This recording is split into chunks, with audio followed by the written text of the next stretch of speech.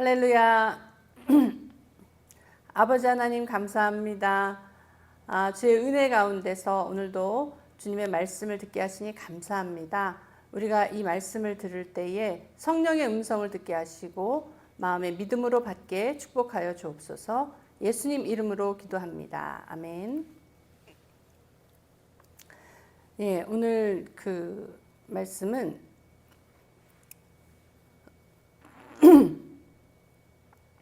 성경에서 말하는 가나안 7족속에 대해서 오늘 좀 말씀을 나누고자 합니다. 그게 역사적으로는 민족의 그 7족속이지만은 이 영적인 그 특징, 영적인 성격 그런 것들이 어떤 것이 있는지 이것을 통해서 우리가 무엇을 깨달을 수 있는지 오늘 그 말씀을 좀 나누고자 합니다. 하나님을 대적하는 인간 내면의 죄성, 우상성, 타락, 구조를 상징적으로 얘기하는 거거든요. 그래서 우리가 이제 그 신명기 7장 1절에 보면, 그죠? 신명기 7장 1절에 보면 헷 족속과 기르가스 족속과 아모리 족속과 가나안 족속과 브리스 족속과 히비 족속과 여부스 족속 이렇게 나오죠. 이렇게 7족속이 나와요. 모세가 가나안 땅에 들어가기 전에 7족속을 멸해야 되는데 이스라엘 백성이 약속의 땅에 들어가기 전에 반드시 직면해야 했던 존재들입니다. 영적으로 보면은 구원받은 이후에도 성도가 정복해야 할 옛사람의 영역이라고 할 수 있죠. 그죠? 우리가 요 위에 말씀도 있지만은 이전 것은 지나갔으니 보라 새 것이 되었도다. 새로운 피조물이 됐습니다. 무엇으로요? 예수님으로 인해서. 예수님이 모든 우리의 그 죄를 지고 십자가에 달려서 돌아가시면서 우리를 구원하셨어요. 모든 것이 끝났어요. 십자가에 못을 박았어요. 그렇지만 우리가 이 옛사람의 그 영역, 구원받은 이후에도 성도가 정복해야 될 그것이 무엇이 있느냐. 이것은 사실 어떻게 보면 우리가 끝까지 정복하지 못했기 때문에 예수님이 우리를 위해서 십자가에 달려 돌아가신 거예요. 그렇지만 우리가 이 영역이 무엇인지는 아는 것은 또 필요한 일이라고 생각을 합니다. 그래서 가나안 7족속의 영적 특징에 대해서 한번 보겠습니다. 그리고 그의 상징성에 대해서 한번 우리가 보고자 합니다. 헷 족속이 있었죠. 기르가스 족속, 아모스 족속, 가나안 족속, 브리스 족속, 히위 족속이 있습니다. 헷 족속이 뜻하는 것은 두려움의 영에 대한 것이에요. 그래서 두려움과 공포 이런 거에 관련된 것이 있어요. 요즘 현대 사람들이 보면은 공황장애니 두려움이니 뭐 이런 스트레스 이런 걸로 인해서 사실 교감신경에 영향을 많이 받는 거거든요. 이런 것들은. 그래서 우리가 사실 부교감신경이 활성화돼야지 교감신경이 다스려질 수 있는데 이런 공포, 두려움, 스트레스에 그냥 노출이 되는 거예요. 그런 것이 이제 여기서 영적인 그것으로 하면 우리가 다스려야 될 헷 족속인 거죠. 두려움의 영에 대해서 우리가 얘기를 해야 됩니다. 그 다스림을 해야 됩니다. 이스라엘이 가나안 정복을 못했던 가장 큰 이유는 현실적인 거인보다는 마음의 두려움 때문이었어요. 마음의 두려움이 있었어요. 우리는 메뚜기와 같다 이런 식으로 얘기하잖아요. 가나안 정탐하고 나서 누가 자기를 메뚜기라 하나님의 형상으로 더군다나 하나님의 선택을 받아서 애굽을 탈출한 이스라엘 백성이 하나님만 탈 말은 아니죠.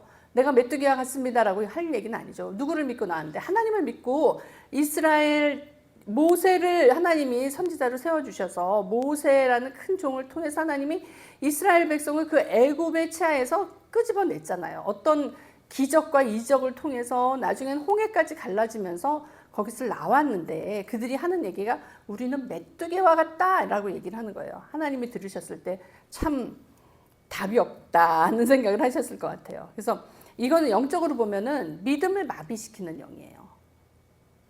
헷 족속의 그 영적인 특징을 보면 믿음을 마비시키는 영. 하나님의 약속보다 현실을 더 크게 보는 상태. 우리가 살아보면 그렇죠. 이게 우리의 이제 이 옛사람의 그 영역에서 헷 족속의 영역은 현실을 더 크게 보는 거야. 그래서 이게 안 될 것 같은데 먼저 이 입에 부정한 말이 나오죠. 저도 그 부분에 대해서 회개할 것이 많지만은 참 이게 인간이 이게 진짜 자동으로 나오는 거예요. 자동으로. 그래서 우리가 디모데후서 1장 7절 말씀을 보면 이런 말씀이 있습니다. 하나님이 우리에게 주신 것은 두려워하는 마음이 아니요 오직 능력과 사랑과 근신하는 마음이니, 우리에게 능력과 사랑과 근신하는 마음을 주시는 거예요. 그래서 우리는 두려워하는 마음을 정복해야 됩니다. 그 다음에 기르가스 족속에 대해서 우리가 한번 보겠습니다. 이거는 육체 중심성의 족속이에요. 육체 중심으로 산다는 그런 뜻이 있어요. 그래서 기르가스는 진흙에 사는 자라는 의미인데, 이런 거하고 연결이 돼요. 진흙이 뭡니까? 땅이잖아요. 땅, 육체, 땅에 거하는 자, 이런 것이겠죠. 땅의 것을 추구해. 본능 중심이에요. 영보다는 육체를 우선으로 해. 영적인 사람의 그 영에 속한 사람으로 사는 게 아니라 육에 속한 사람으로 사는 그 사람인 거죠. 현대적으로는 먹고 사는 문제가 너무 커. 인생의 전부야, 그게 가장 중요한 문제예요. 그래서 감각적인 만족, 이런 것들이 중요하고, 영적으로 그래서 둔감해질 수밖에 없어요. 갈라디아서 5장 육체의 일은 현저하니 하면서 나오죠. 우리가 그 말씀하고도 또 연결이 되죠. 그 다음에는 아모리 족속에 대해서 우리가 한번 보겠습니다. 아모리 족속은 뭡니까?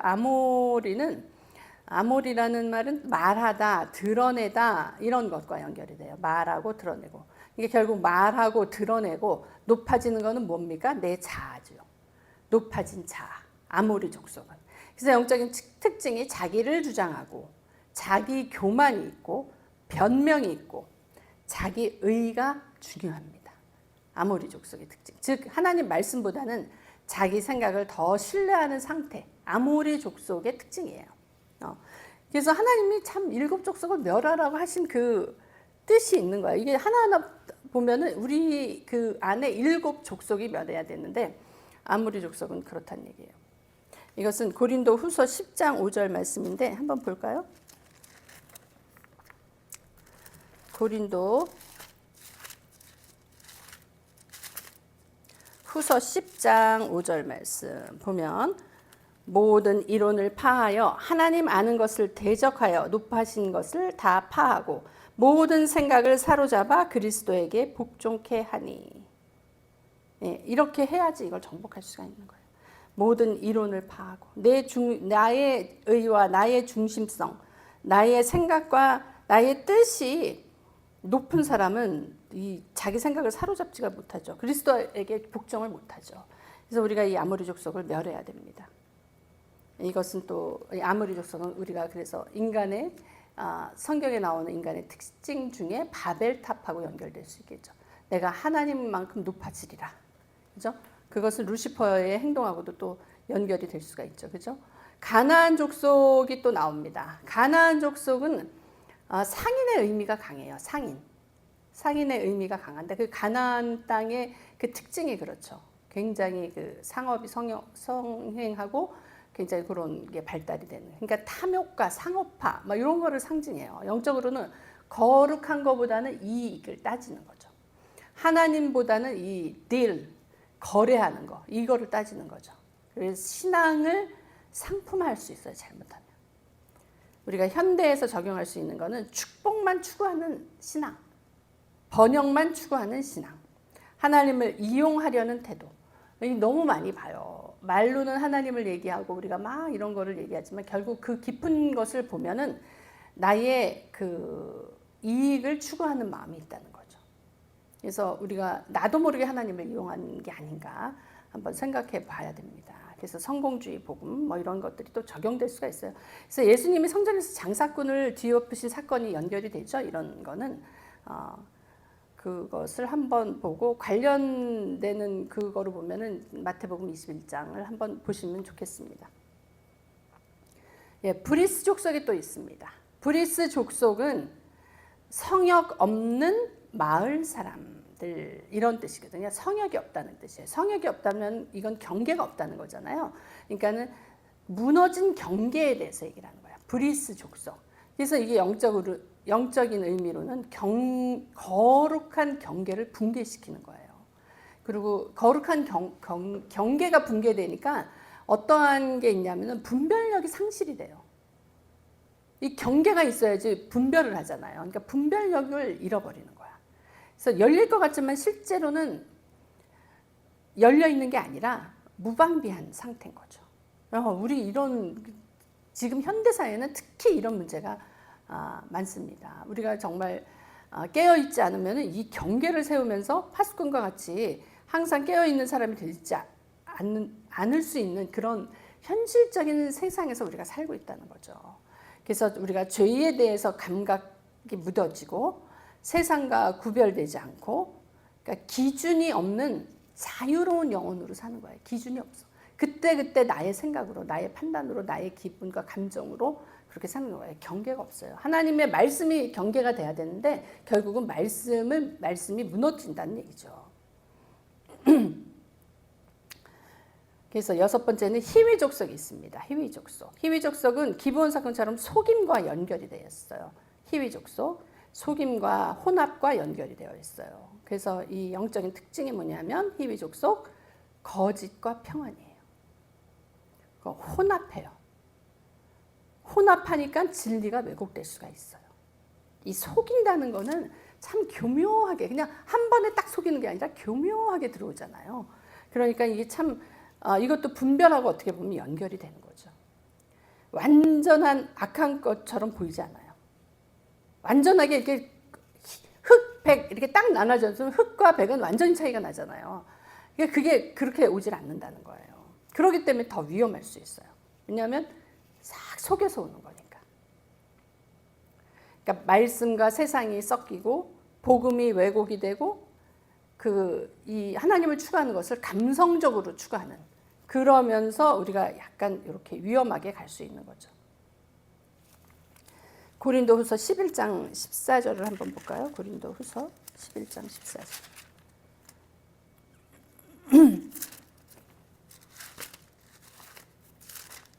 고린도후서 11장 14절을 보면 이것이 이상한 일이 아니라 사단도 자기를 광명의 천사로 가장하나니. 네. 사단이 원래는 천사였죠. 그러니까 가장하는데 능한 거예요. 광명한 천사로 가장을 해요. 속이는 거죠. 우리가 이런 영에 대해서 알고 주의할 필요가 있는 거죠. 여부수 족속에 대해서 마지막으로 알아보겠습니다. 여부수는 예루살렘을 오래 점령했던 족속이에요. 그래서 짓밟음과 정죄라는 뜻이거든요. 여부수, 마당을 밟는 그래서 오랜 그 점령할 때 우리가 막 짓밟고 들어가잖아요. 짓밟으면서 정죄라는 거예요. 그래서 영적인 의미로는 수치, 정죄, 눌림, 열등감, 굉장히 영적인 그거로는 안 좋은 거로 밑바닥에 있는 거예요. 굉장히 수치감, 정죄감 이런 것들이 우리의 그 정체성을 굉장히 끌어내리거든요. 하나님의 자녀로서의 정체성을 아주 밑바닥으로 끌어내리는 것이 바로 이 수치감, 정죄감, 그죠? 열등감, 눌림 이런 것들이에요. 그래서 우리가 이런 이 수치를 높일 필요가 있어요. 어떻게 높여요? 믿음으로, 사랑으로, 하나님을 닮아가는 그 성품으로.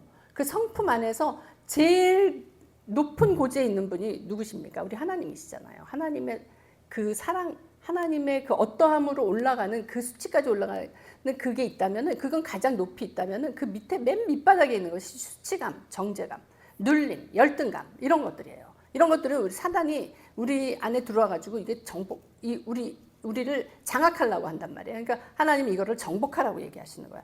다 죽이라 그러잖아요. 씨를 말리잖아요. 그러니까 우리가 이 영적인 이 의미를 알고 이 7 족속을 죽여야 되는 거예요. 다윗이 여부수 족속을 몰아내고 시온성을 세운 것은 매우 상징적인 일이에요. 그죠? 여부수 족속을 몰아내고 시온성을 세웠단 말이에요. 우리 안에 마음의 시온성 세울 수 있는 건 뭡니까? 정죄의 자리에서 하나님의 통치의 자리로 옮겨야 되는 거예요. 바뀌어야 되는 거예요. 나를 정죄하는 것, 나를 열등감으로, 나를 수치감으로 내려 누르고 짓밟는 거기서 하나님의 통치의 자리로 바꾸는 거예요. 하나님이 나를 통치하시는 자리로 나를 내어드리는 거예요. 그래서 주님이 나를 통해서 나오실 수 있도록 우리가 그렇게 해야 될 줄로 믿습니다. 그래서 이 말씀은 로마서 8장하고 또 연결이 될 수 있죠. 로마서 8장 1절 우리가 너무나 잘 아는 말씀이죠. 그러므로 이제 그리스도 예수 안에 있는 자에게 결코 정죄함이 없나니 이는 그리스도 예수 안에 있는 생명의 성령의 법이 죄와 사망의 법에서 너를 해방하였음이라. 해방하였다. 예수님이 우리를 그 모든 정죄와 수치와 그 짓눌림과 모든 이런 가나안 7 족속으로부터 해방하셨다는 것은 진리고 사실이에요. 그것은 2000년 전 십자가상에서 이루어진 일이지만 오늘 내 안에서 이루어지는 일입니다. 예수님이 나를 위해서 죽으시고 십자가에 달리셔서 그 모든 죄의 값을 치르시고 나를 살리셨다는 거. 부활하실 때 함께 부활했다는 거. 내가 주님과 함께 부활했다는 건 내가 주님의 속성으로 바뀌었다는 얘기예요. 내가 주님의 그 본성으로, 주님의 자녀로서, 주님이 우리를 안고 하늘로 올라가신 거예요. 그러니까 지금 이 사건이 나한테 오늘 일어났다는 것을 내가 믿음으로 받아야 돼요. 받고 그 어떠한 상황이, 어떠한 현실이 내 앞에 펼쳐진다 하더라도 이것을 믿음으로 받고 그것이 실제가 되기 위해서는 내가 믿음을 끝까지 유지하는 거죠. 내가 끝까지 그 믿음을 붙잡고 가는 거죠. 그 말씀을 선포할 때 그 말씀이 나의 그 오감을 통해서 나의 가슴으로 들어와서 내 마음으로 믿어야 된다 그랬잖아요. 마음으로 믿어 입으로 신할 때 구원에 이른다.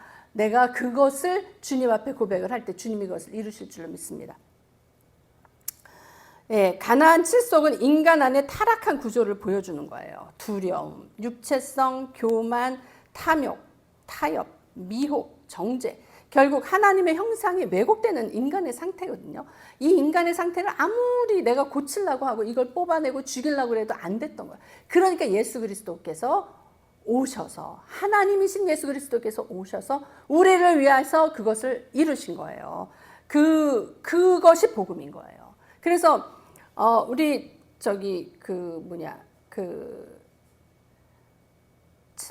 창세기 3장 15절 말씀, 그죠? 여자의 후손은 내 머리를 상하게 할 것이요 너는 그의 발꿈치를 상하게 할 것이다. 그 말이 있죠. 예수님은 여자의 후손 예수님이지.